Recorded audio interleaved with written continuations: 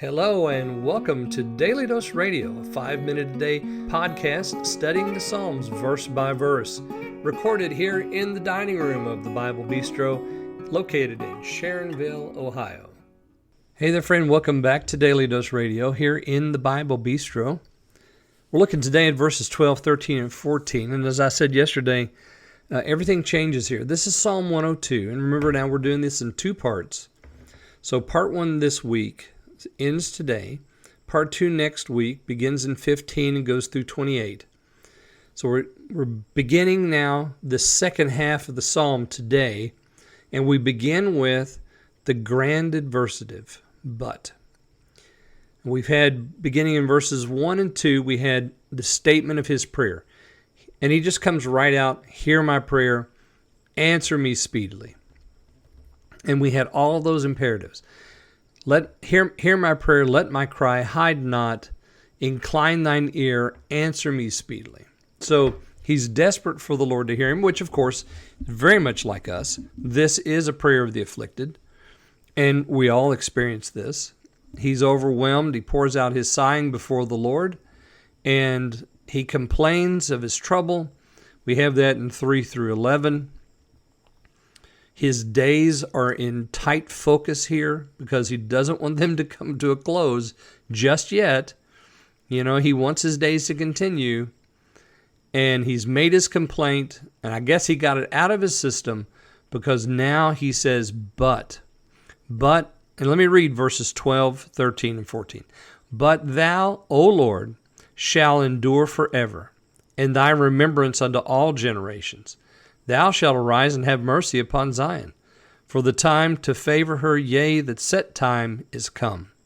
For thy servants take pleasure in her stones, and favor the dust thereof. As I said, everything now changes because he loses the focus on himself. I guess he wore that out. You know, sometimes you can wear a subject out. And I suppose he just said all that he could say. He complained all he could complain. And then he's praying, so his attention is on the Lord, and then he just realizes, wait a minute, my days may be withering like grass, but your days continue forever. You, O Lord, shall endure forever. He's going to come to a close. He's going to come to an end. And it doesn't matter how long his life is. 70 years, 80 years, 90 years, grows to be a really old man, but still his life ends, and it's withered, and it's short, and it's like smoke. But the Lord, he endures forever. He never changes. This change in thought that happens here, happens quite often in many places in the Scripture.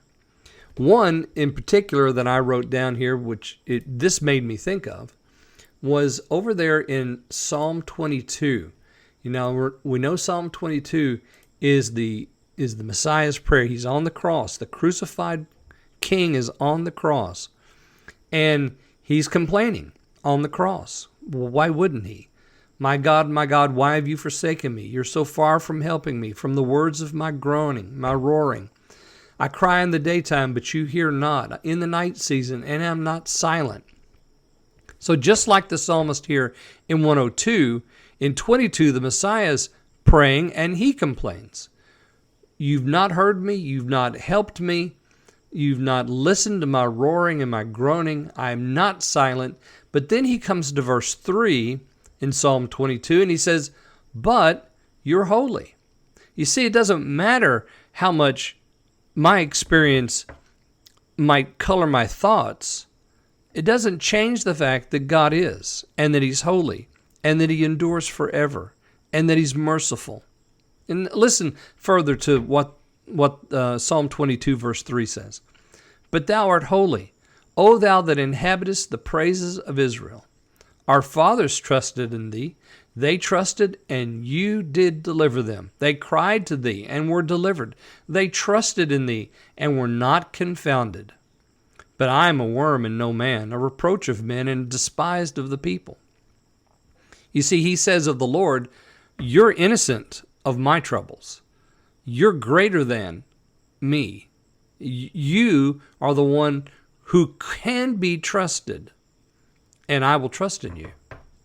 And so the psalmist here in 102, the same thing. Oh Lord, he's worried about his days coming to an end, and then he realizes, but you, oh Lord, you'll endure forever. Nothing's going to change that. That is always going to be true. Your remembrance unto all generations. You shall arise and have mercy on Zion. So see, what's he praying for? He's praying for the Lord to answer him speedily and to have mercy on him, right? He doesn't actually use that word mercy, but I mean, that's what he wants. And he says, you will have mercy on Zion. For the time to favor her, yea, the set time is come. I love that. I just love that. The set time is come. Absolutely, the set time has come. And so he's praying, okay, it's now time. You know, I'm going to come to an end, but your program is going to continue, and the set times come for mercy. For thy servants take pleasure in her stones and favor the dust thereof. It's time to rebuild. It's time to set it all up again.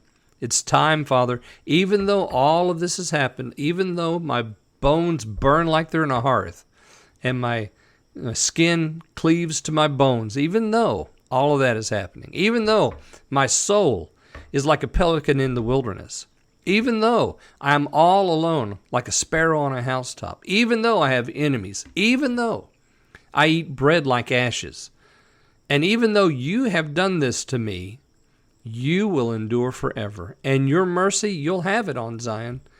You'll have it. So it's time. And what a wonderful thing to conclude the first half of this psalm with. Thy servants take pleasure in her stones and favor the dust thereof. It's time. Yes, it's time to pray first. Got to pray. The day has come.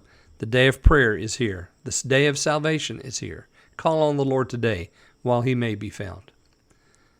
Join me again next week, and we'll look at Psalm 102, Part 2, here on Daily Dose Radio. Thanks for listening to Daily Dose Radio. For more fresh and delicious Bible studies, podcasts, books, and more, check out the Bible Bistro online and on YouTube. Join me again next time for Daily Dose Radio.